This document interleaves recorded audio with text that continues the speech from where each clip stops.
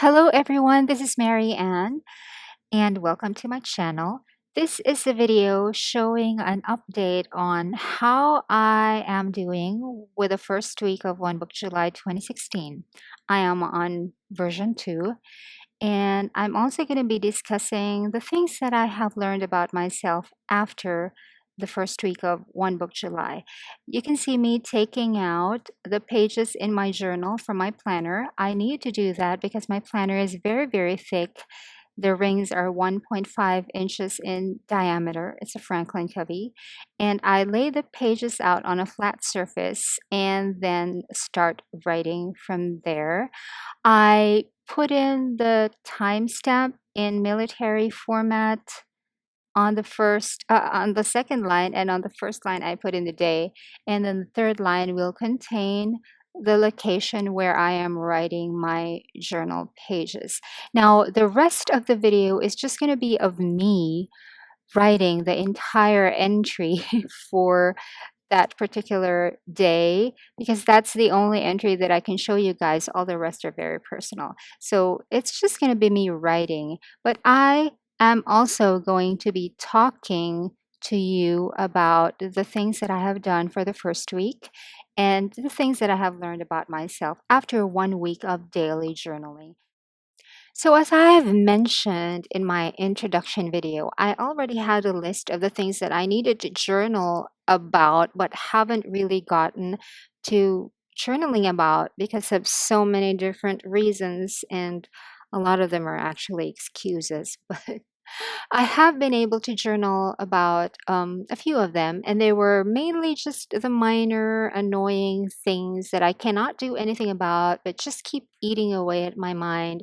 And I had to grapple with myself and just reason those worries away, because there are so many things in life that really, really annoy us, that really, really affect us. But those are the things that we cannot really do anything about.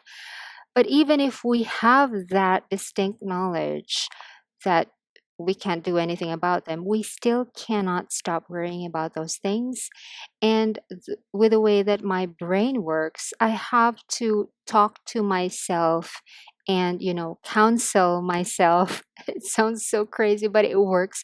I have to counsel myself on how I should deal with these things in my mind so that I will not be obsessed with worrying about them.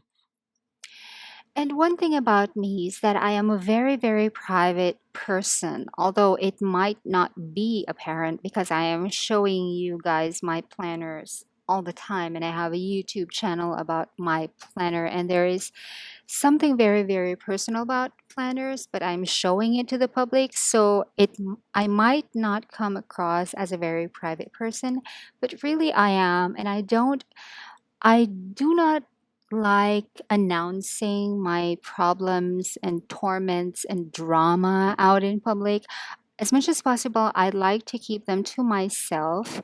And I have only very few close friends. I have a lot of friends, but only very few of them are very close to me. And even those friends, I do not share with them completely all the things that is going on in my life. So there are still so many things in my life that I keep to myself privately and nobody knows about. But there always comes a time that I am so bothered by something, but I don't want to tell them to my friends. So, journaling about them sort of gives me that channel of expressing myself to an imagined audience. And that sort of relieves the anxiety and the worry a great deal. And the added benefit of that is that most of these dramas are really so trivial and so mundane and quite silly, but I really cannot get them out of my mind. It would be embarrassing for me to bother my close friends with it, so I just write them down to an imagined audience, which is really just me.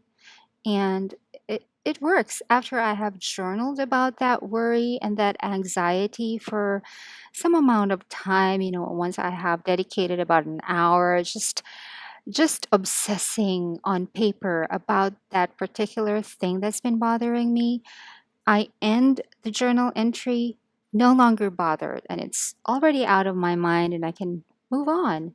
So that's really a very simple thing, but it really, really works with me. So for the first week of One Book July 2016, I have been able to journal about those minor, small, silly, but very, very annoying and very disturbing worries and anxieties, and now they're out of the way. But what I have to share with you that is more significant than that is that I learned something about myself. And this something is a characteristic of mine that I have always suspected that I had.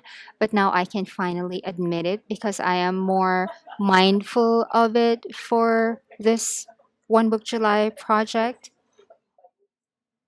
And that one thing that I have realized about myself is that I am a worrier. And I know that worrying is not good, but I still cannot kick the habit. However, in my life, worrying for about 4 decades, I have also learned that there are two different kinds of worrying.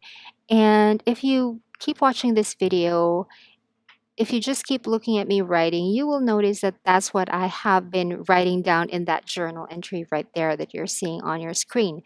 And there are two kinds of worry. And the first kind of worry is the usual, ordinary worry in which you just focus on the situation that is not very ideal and you just keep obsessing about how bad it is and how you're not going to be able to deal with it, things like that. That is the usual ordinary worry, and I call that static worry because it doesn't get you anywhere. You just keep focusing on the problem and you don't get anywhere.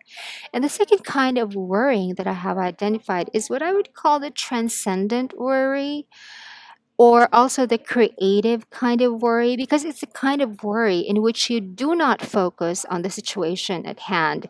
You simply analyze the situation at hand that is not very ideal, and then you transcend that by worrying now about what are the things that you can actually do? What are your options for going beyond this less than ideal situation in order to make it more favorable for yourself? So I call that transcendent worry because it transcends the negative situation, and I also call it also creative worrying because in focusing on finding solutions for problems and in trying to transcend the negative by looking for the positive, you actually create new solutions for yourself, and you can actually create physical, tangible solutions, not just processes, but actually items that can become an actual physical tool for you to transcend a negative situation. And you can only achieve such a creative solution and you can only invent such a tool when you worry. I hope I'm making sense, because when we think about the word worry, there is already a negative connotation to it. We always perceive that as negative. That is a no no. We should not do that. However, there are two kinds of worry. And the second kind of worry that I have discussed is something that actually leads us to creative solutions to problems. And we can actually invent processes and tools that allow us to transcend a current negative situation. Just to give you an example of uh, what creative or transcendent worry can bring us, um, let me tell you a story, a very short story about that part of my life. I used to, my days are always very unstructured because I work in creatives. There's hardly ever any meetings. There's just deadlines to, work around. But Other than that, the days are very, very unstructured, and we can do whatever we want with our hours, and nobody really checks on us. The only important thing is that we turn in whatever we're supposed to turn in on time and in very good quality. That's the only concern. So my days are very structured, and I always worry, worry that I am not really using my hours optimally. Because when you're in creative, you tend to do other things, and then you come up with an idea, and then you apply that with your work. So there's a lot of play involved, and the play is not always directly related to work. So I worry that a lot of huge chunks of my time during my day is getting lost. So I was thinking, how do I know what I have done for the day? And how do I know that the actual number of hours that I've spent doing a completely unrelated thing has actually influenced this thing that I'm actually supposed to do for work? I worried about that so much, and it's also not a very good thing that I am a forgetful person, and I would forget what I did 3 hours ago. I do not have a specific clinically diagnosed memory problem, but those slips of the mind in which you sort of try to remember what was I doing this morning, and you can't even remember that. So that kind of made me worry. I know I shouldn't worry about that, but because I work in creatives, and the unstructured days really is not a very good combination when you're a worrier. So, in looking for the solutions to that, I found the Chronodex, which was created by Patrick Nung, and it worked for me. But then again, that one, the Chronodex is already a 24-hour thing. If you look very closely at the shape, there is an invisible spiral that goes around, and you can actually record the entire 24 hours of the day on one single Chronodex. And so that should work.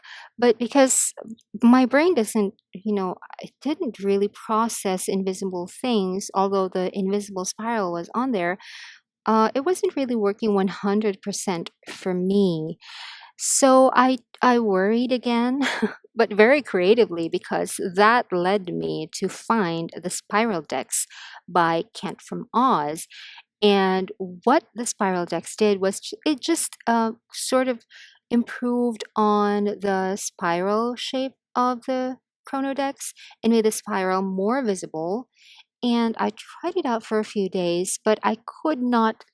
There was something about the double stacked 12 on 12-hour clock that made the outer clock, or the afternoon circle, which is on the outer part of the spiral, the larger segments for that, in my mind, made it appear like the afternoon activities were more important than the morning activities, because they were in a larger um, area of the spiral decks or of the clock. So that kind of disturbed me, and I worried again. So, in my worry, I tried to find solutions, and then I couldn't find any. So, what ended was that I created my own time tracking tool for use by myself, and that is the Hyperdex. And the Hyperdex is just one circle that already contains in itself all the 24 hours of one given day, and all the 24 hours in that day are rendered in segments that are of equal sizes. So I thought that that was a better match to how my brain works. I'm not a very visual person, but when I do get visual, on those rare times that I get visual, on the limited aspects in my life that I need to be visual, I want it to be very, very accurate in representing that part of my brain that needs to process the information. It sounds very, very technical, and I'm not sure if I'm expressing it correctly, but in with the kind of thinking that I have with how my brain works, all the hours of the day are of equal duration, so that in the hyperdex, they should all be of the same size graphically. And so that's why I came up with one circle that is divided into 24 equal parts. As for the layers, I just added in the layers, and they represent different aspects of my life. But the crucial thing about the Hyperdex, because it is a time tracking tool, was that all the hours should be of equal sizes, because the actual hours of the day are of equal sizes. So in my worrying about how to, resolve that constant obsession about where my hours were being spent on, because I never remember, I found the Chronodex, and then I found the Spiral Dex, and then eventually I created the Hyperdex. So I would never have created the Hyperdex if I stopped worrying about where all of my hours went. Now, to an ordinary person, or to a person who is different from me, or to a person who does not think the same way as me, worrying about where he spent his hours is of little or no consequence. But because I am me, I worry about that. And so that I can stop worrying, I found a solution for it. And I actually created a tool, and I shared it with my family and friends, and I shared it with the planning community. And a lot of people have also been able to make good use out of it. And some of them don't even use it the same way I do. They have found a way to use the Hyperdex to certain aspects of their life that they needed to solve. So that's one thing that came from creative or transcendent worrying. And that is my video about worrying. I have been talking 17 minutes about worrying, but because of the things that I have realized after 7 days of journaling daily, I have realized that worrying is not at all bad, that you can turn it into something that is actually very powerful for yourself, the way that I did it on mine. And that is what I have learned about myself and about my life in general after the first week of One Book July. And I am so glad if you have gotten this far in the video without clicking out. Thank you so much for listening to me rambling on. And that is me wrapping up my journal and my planner for this One Book July. Thank you so much for watching. Until next time, bye.